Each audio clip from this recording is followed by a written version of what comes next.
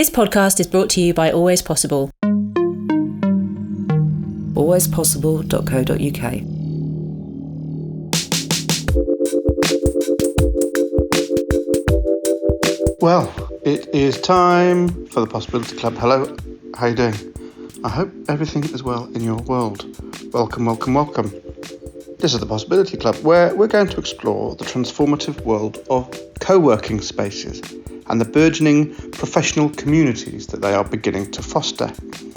As the traditional office evolves and the allure of flexible work arrangements post-pandemic grows and grows, the importance of spaces that inspire, include and innovate becomes increasingly clear.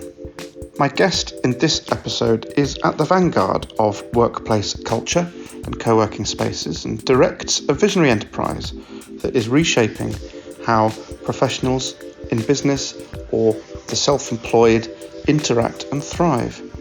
She's leading an initiative with established roots in Brighton, but with plans for nationwide expansion. She's championing a future where workspaces not only meet modern needs, but also cultivate communities grounded in equity, sustainability, as well as commercial growth.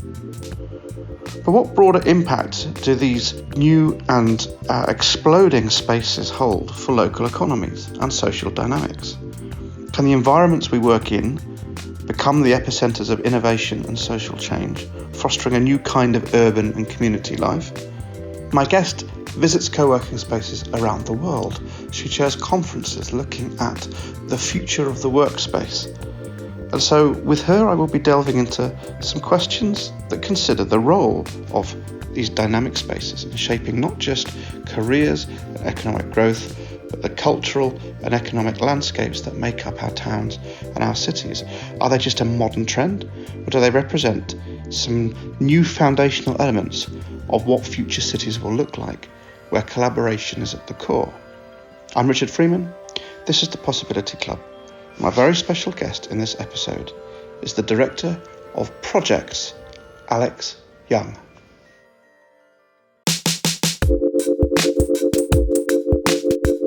Welcome to the Possibility Club podcast.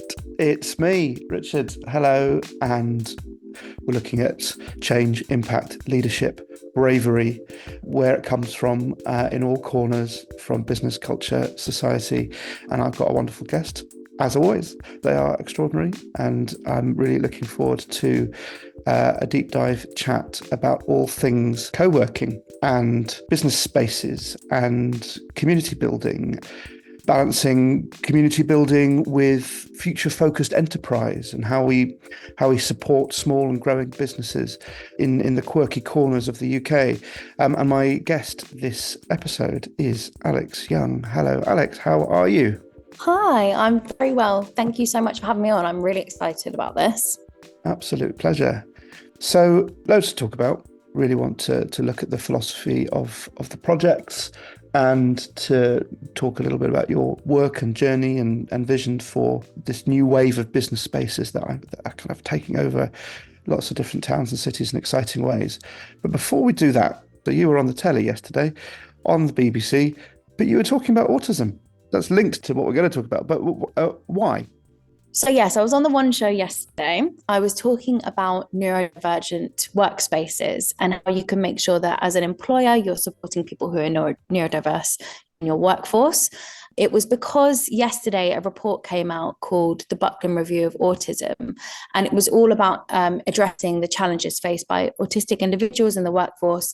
And the review outlined a really comprehensive approach to promote inclusion and improve employment outcomes.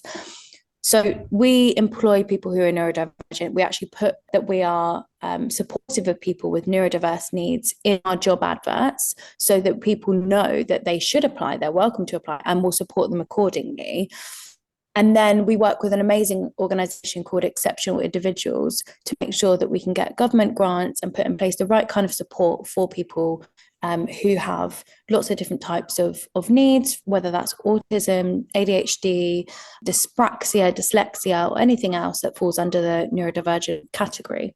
We also try and make sure that our workplaces are as conducive to ways of working for people that are neurodiverse as possible. So we have quiet spaces, clear signs, so people know what to do in each area, noise cancelling headphones, different levels of lighting. So making sure that our spaces are really, truly inclusive is so important to us. And that's what I was chatting about for a lot less time than I've just used here now.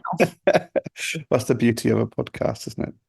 You don't have to do any of that. You're selling hot desks, office space, square footage. You're creating, beautiful real estate for entrepreneurs that are growing their businesses and building their teams. So all of that stuff that you've just talked about, which is extraordinary and needed and compassionate and useful, is not required, is it? There's a very conscious decision about the kind of space you want to be and the kind of people that you want to be able to bring into the space, that probably look at other co-working spaces and go, I can't thrive there. I can't be myself, and I won't be able to be productive. So you've changed the conversation there slightly. Why? Why is that important to you? Why have you just become a B Corp? I disagree. I think that it is essential for us. I thought you would, and I hoped you would. Oh, I'm glad. I love to disagree. I have to say, I won my debate at European Youth Parliament when I was younger, and that is my biggest claim to fame. I love to argue, and I'll tell you that we don't just sell workspaces, because if that's what we did, we would do that a lot better and we'd make more money. But that's not why we're here. We want to make sure that we are actually creating a positive difference in people's lives. And to do that, we need diverse people in our spaces. We need to problem solve together. And to do that, you can't just have people that think the same way, look the same, have the same kind of lived experience. So for us, it's all about making sure that we are truly creating an inclusive and diverse space. And I know diversity and inclusion are buzzwords, they get used way too much. For us, we're creating community spaces, not just selling office space. We have recently certified as a B Corp, and I'm going to say something which I think others might cringe at, but everybody talks about how hard becoming a B Corp is. For those that don't know about this, the business certification, that abbreviated to B Corp, stands for becoming a benefit corporation. So it's a bit like becoming fair trade. You have to pick up points and input a lot of data to prove that your organization has the highest levels of social and environmental stewardship. I didn't find it hard. And that's the thing which I think people might hear and just roll their eyes at. It requires a lot of hours, a lot of policy changes or data gathering. You have to change your articles of association and use a lawyer to literally change the legal wording of what your business exists to do. You have to change it from maximizing your shareholder returns to benefiting all of your stakeholders and the decisions that you make. Okay, it's not straightforward, but it's not hard. For us, we were doing all of these things anyway. We just had to find the right Google documents and upload them. It took a little bit of time, but if we were trying to become a B Corp because we wanted to use the B Corp logo, that would be inauthentic. And I think that's the side of the B Corp movement that gets bad press, and rightly so, because there are so many organizations that can pay for a consultant to come on board, reword a few policies and kind of fabricate some data and then get the company to become a B Corp.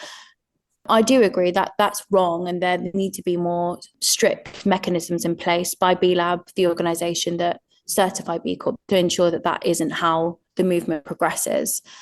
But for us, we were just looking to have an easy way of showing people that knew about the B Corp movement or wanted to know about it, that that's something which is really important to us. So that's why we're a B Corp.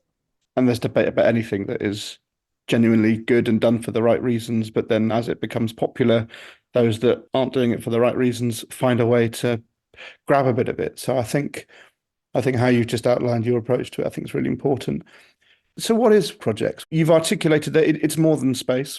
It's more than buildings. And currently it's 2 buildings in Brighton on the south coast by the beach. But you've got plans to open up spaces in other parts of the United Kingdom.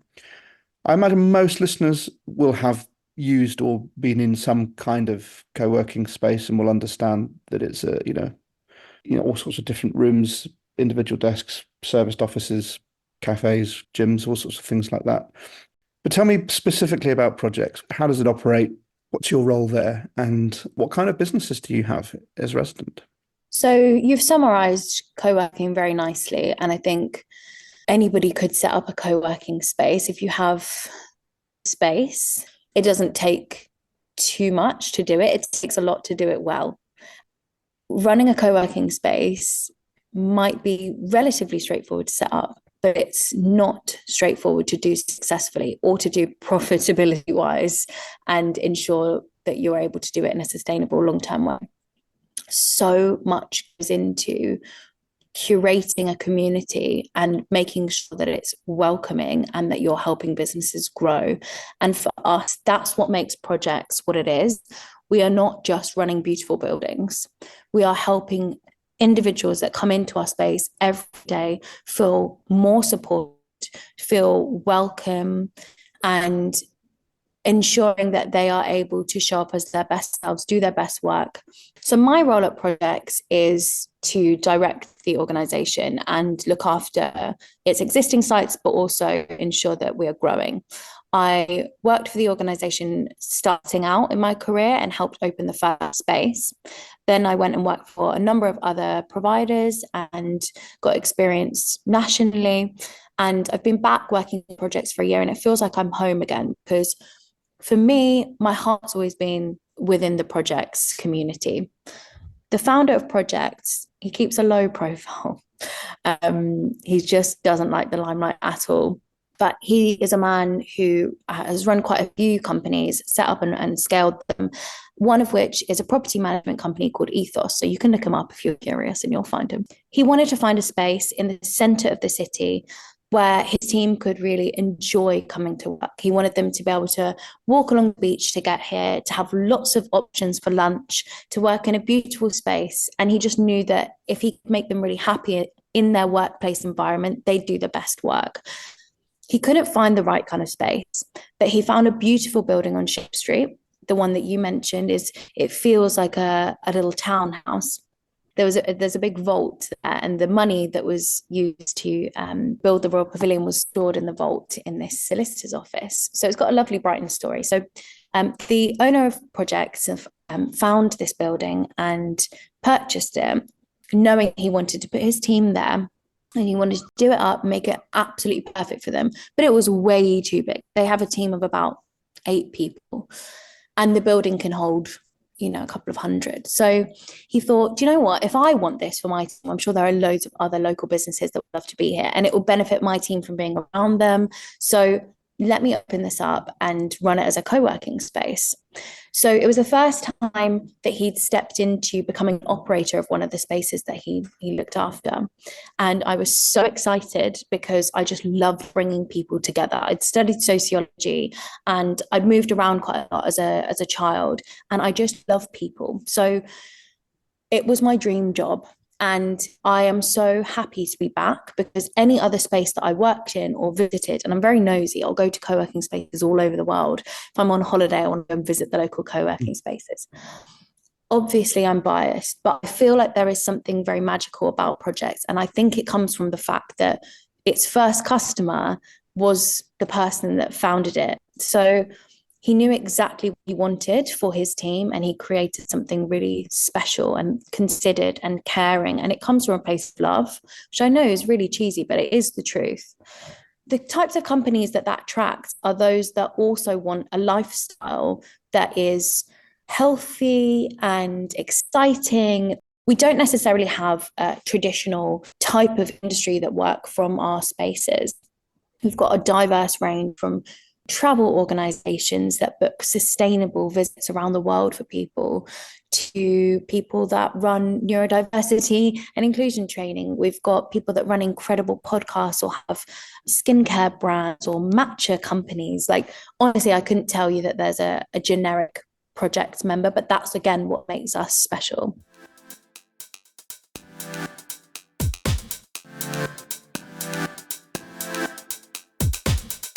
This podcast is brought to you by Always Possible. But who are we? Always Possible works with ambitious businesses, charities, and public services that are thinking about what's next. From architects to aerospace companies, puppet theatres to primary schools, business networks to big data analysts. If you're wanting to be brave with some big decisions, or to be clearer about what to prioritise, then an award-winning workshop from the Always Possible team is a brilliant starting point. We care about just one thing: building ideas that work. For creative, intuitive and practical expertise, consider Always Possible as your strategic partner. Find out more about how we could power up your mission. Visit alwayspossible.co.uk. alwayspossible.co.uk. This city.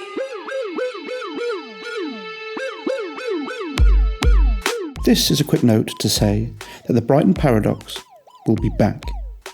Season 2 will be a shorter, tighter series looking at the energy, impatience and opportunity happening in post-pandemic Brighton and Hove. We're examining the landscape across the city in 2024, what's changing, what's building in economics, culture, community and technology. Why are people telling me that they are in fight or flight mode? What is the significance of a council with an overall majority? How is artificial intelligence maybe changing the way people solve problems in the city? And of course, how has a podcast changed the lives of Brighton's children? And it's not this one. All new interviewees and all new explorations of the city. But right now we're still gluing the jigsaw together, so you'll have to wait a little bit longer. But we are delighted to announce that we're being supported again by Brighton and Hove Albion Football Club, who return as brilliant headline sponsors and partners. And the University of Brighton's Help to Grow management programme also returns as a really valuable project partner. And in addition, we have 2 new supporters, the exceptional folk at EQ Investors and the legends at Midnight Communications, and we couldn't do this without all of these visionary people. Brilliant. Thank you. Take care. Speak soon. And so kind of more broadly, it feels like it's kind of not just an offer for small businesses, but it's sort of shaping work. It's sort of asking questions about what work is and how we should be working. Is that too grand? Is that too macro and floaty? Or do you think there's something in that in terms of a bit of a revolution? And I'm interested in your experience of being nosy and seeing spaces around the world. I don't think using the term revolution is incorrect when it comes to the power that co-working has for the future of business, to be honest with you. I think there's so much in the fact that bigger organizations that come to co-working spaces learn from the startups or freelancers that they're around, and vice versa. They learn about how to be more agile, or the other way around, they learn about how to put in place growth mechanisms and think about long-term sustainability. When it comes to the impact that this industry is having globally, I can speak from an amazing meetup that I went to in Crete last year, run by an organization called Coworkies. Definitely check them out if you haven't heard of them. The founder, Pauline, is absolutely amazing. And she's visited, I think, around 500 co-working spaces around the world at this point. It's crazy. She's written a book about it. So I was part of the first cohort where she brought together people that are leading in their industry, in the shared workspace environment, in their organization, in their country. They met up on an island and workshopped together for 4 days. It was super intense, but really amazing. And I met people from Romania, Bulgaria, Italy. And I know that co-workies are planning to do this every year. And it's so important that we talk to each other and share best practices and find out what's going on in other cities and other countries. What we're experiencing here in Brighton or here in the UK is not unique to us. Around the world, people are discovering the fact that if they want to really think about how their business can be the best it can be, they need to learn from others. You can't do that in your own office space. You need to be regularly interacting with people from different industries, people from different walks of life. And the best way to do that is in a shared workspace environment. And that's not just CEOs or C-suite level candidates within your team. It's everyone that can talk to each other and learn about other people's lived experiences and what they might be able to do, what can inspire them, what can support them, and co-working gives you that platform. And do you think that what you're doing at projects and having that diversity of business, having cleaners, accountants, charities, tech organizations, high growth businesses, all rubbing up against each other, and I mean that in the nicest possible way, do you think that is a really important ingredient of it? The types of spaces that curate the businesses that are within them, if they're only looking at a certain segment, then I think that there's only a certain amount of time that the businesses should stay there. So, you might really benefit from being in a similar growth stage or working in a similar industry, being, every day surrounded by people that are facing the same exact scenarios that you are. But I think it gets to a certain point where when you feel ready to take your business out into the wider world, you need to do that physically with your workspace as well. I also think there is a time and place for workspaces that curate a couple of different types of industries and only focus on like quite niche areas, but not just one specific market segment. I think that's quite interesting, especially for incubators. Let's say to have, for 6 months, one type of tech company, one charity, one marketing agency, because I think they can all learn together. I like that. But again, it comes to a point where I think for long-term growth, you need to be around a diverse range of people and businesses, because that's the real world. For us at projects, we learn so much from our charity partners, one of which is Together Co, a charity which is combating loneliness in Brighton and Hove through social prescribing and befriending. And we work with them to run events and to help fundraise. And they always remind us that the CEO is absolutely amazing, April Baker. She'll say to me, right, we'd like to do this event, but what can you get out of it? Who would you like us to invite that would be beneficial to you? She's always thinking about how she can support us, because she knows for her charity to grow, she's based at projects. Projects needs to do well. She's not just thinking about what can they get. And that needs to be the case for all different types of businesses. If you only think about yourself, you're going to damage those around you. Collaboration is so key when it comes to community growth, but also business growth and therefore the economy. That's a good fit model in Brighton. I don't think anyone's going to probably bat an eyelid when you think, okay, that there's a really ambitious charity working as part of this interesting co-working space, and there's kind of mutual benefit. Those partnerships are probably slightly easier in a city like Brighton that kind of wears its activism on its sleeve as much as it does its sort of entrepreneurialism.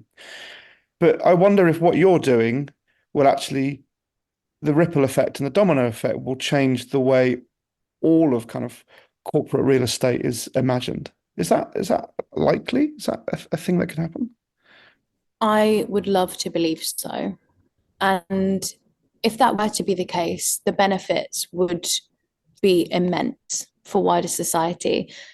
And we've seen the issues that come about when people don't come into work. And I'm not just talking financially on local businesses that then really struggle if they're not getting their normal trade, but also when it comes to people's social health, not coming into the workplace, even if it's literally just to have coffee with someone, it's really bad for your health. There have been some amazing studies about the impact that loneliness has, and is comparatively worse than smoking quite a large number of cigarettes every day. We need to be around other people. And that doesn't mean you need to sit at your desk next to someone. In fact, if you're doing that and that person is not someone that you interact with, you are going to feel lonely. So you need to find your community. You need to find people that want to know about you and will just want to, give you a hug if you've had a tough day, or go for a walk with you. And they might not even need to exchange any words with you, but just someone that's going to be by your side. And I know we're talking about something which can seem a little bit wishy-washy. However, all of these things have an impact. When people show up every day and feel like they can contribute that to their work in their best way, then that's going to make a huge impact, not just on their friends, their family, but their employers as well. So I think coming back to your point about what the future may be, I'm hopeful that landlords will see the benefits of working with organizations like ours, and whether it's the B Corp stamp, which just helps them to understand initially what the benefits might be to them to work with a company like ours, as opposed to an organization that's just going to pay to rent out one whole floor for potentially more money than we're going to pay. We can all think about someone in our lives that's lonely, or we can think about a time where we showed up at work and we just didn't really feel like anybody genuinely cared about how we were.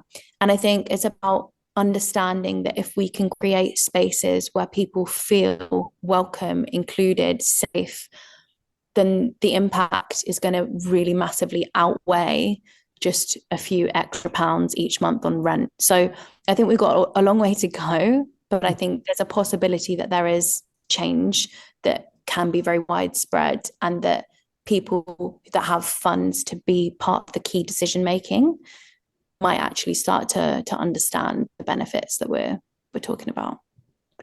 And when a new space is developed, and I say this from having witnessed, I think, some failures in the past. I know of projects that have happened, and actually my team have been asked to do some feasibility studies around the kind of renovation of existing buildings, and with an option being, or could we turn this into a creative industries hub, blah blah blah blah blah. And we've looked at what's around it. The building's one thing, and you could put £1 million in and turn it into some shiny, interesting space. But what we've concluded in some instances, well, if you've got no nice places to eat or drink, the transport doesn't work, there's no world around this space. It's not as simple as just build it and they will come. But that was a few years ago, and I wonder what's the decision-making process when thinking about a new space? Does there need to be a bit of a community there already? Does there need to be a sort of a spark that's already lit, so that when you open it and sell and invite people in, that feels already quite familiar? Or these days, can you take a punt and put it somewhere rural, or somewhere where there is no strong history of kind of startup culture, and then create an extraordinary space that people are then willing to travel into? I'm fascinated about the sort of the economic planning around that, and whether that's changing, or not. Do you have any views on that? I think you can open a space in a place that hasn't had a great community to date, but you can't do that and expect an amazing community to form naturally. That might happen by chance, but you're much better off investing in establishing a community whilst you're also setting up the space, and ideally before, so that you can invite them there. Founding members really make a space. So you can have a huge impact if you handpick a few key people that are going to join you once your space is open, because they'll be the ones that people end up sitting next to. Okay, yes, your team can sit around co-workers or who, in whatever scenario you're talking about here, you can be around to make sure that the people that frequent your space are beginning to feel like part of a community and they're not sat on their own. But it's much more effective if you pick people that you know are going to be advocates for you and celebrate your successes and welcome people in. So that's something which is really imperative. Also, you talked about food and drink options. People do care about having a nice cup of coffee or being able to order lunch on delivery or pop out. You can do that with a good coffee machine and maybe some local lunch partnerships. It doesn't necessarily need to be that you are in the center of a city, but you do need to think about how people are going to get access to nice food and drink. What's your future in all of this? What are you excited about where your journey can go? I mean, you are director of these two great spaces in Brighton. You've got expansion plans to open up new spaces. You are incredibly young and have the whole world in front of you. You could be a real pioneer in this industry because you've got such well-formed idea. It's really interesting how you're approaching this. Where do you want to go? What do you see you doing in 20, 30, 40 years in this industry if you're still in it? Thank you. I am super excited about what the future could entail. As I told you before we were recording, I'm doing an MBA at Imperial, and we'll be learning much more about business than I have from trial and error. I'll actually be learning the academia behind growth plans and acquisitions and all that fun stuff. I'm doing a lot of algebra at the moment, which is interesting. And I have to say, age 27, I didn't think I'd be spending my disposable income on maths tutoring, but here we are. And I think it's a worthwhile investment. So I'm really dedicated to making sure that I don't just use what I'm learning as the cap on my progression. I want to learn from people globally and from experts. Where I see my future, I haven't thought about 30, 40 years, but what I would say is for the next few years, I want to make sure that we're bringing the best of Brighton to other parts of the UK and the best of the other parts of the UK to Brighton. And I think that I can play a role in doing that. But it's also about ensuring that in Brighton, we're connecting our businesses with people all around the world that can help them grow, whilst nurturing them in the way that they expect from us as well. We're not, growth isn't everything. It doesn't necessarily need to be financial growth. It can be team development or partnership that they're able to establish. But we want to make sure that our projects we're enabling our companies and local community to develop in the ways that they want to. I don't know if you've heard this stat, but I've heard that 77% of people say that their overall purpose in life comes from what they're doing at work. So ensuring that you are able to feel like you're contributing to a positive impact is so important, not just between the hours of 9 to 5, but just in every second of your life.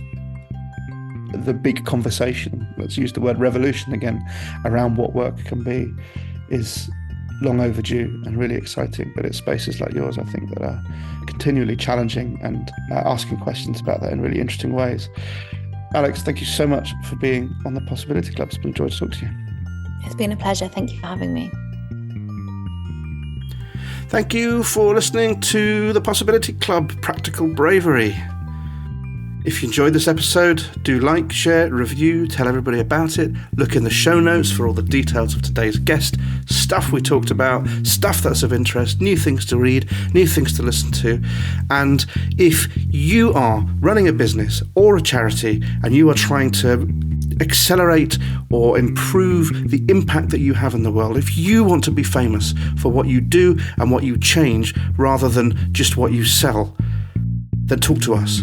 alwayspossible.co.uk. We want to hear from you, we want to talk to you, we want to amplify and elevate your ideas, and who knows, we might be able to help you feel more confident and clear about what's next. alwayspossible.co.uk. We'll be back in a couple of weeks with a new special guest and a new insight on practical bravery in action. The Possibility Club is an Always Possible podcast. The interviewer was Richard Freeman for Always Possible, and the producer and editor was me, Chris Thorpe Tracy, for Lo-Fi Arts. Have a good week. alwayspossible.co.uk. Lo-Fi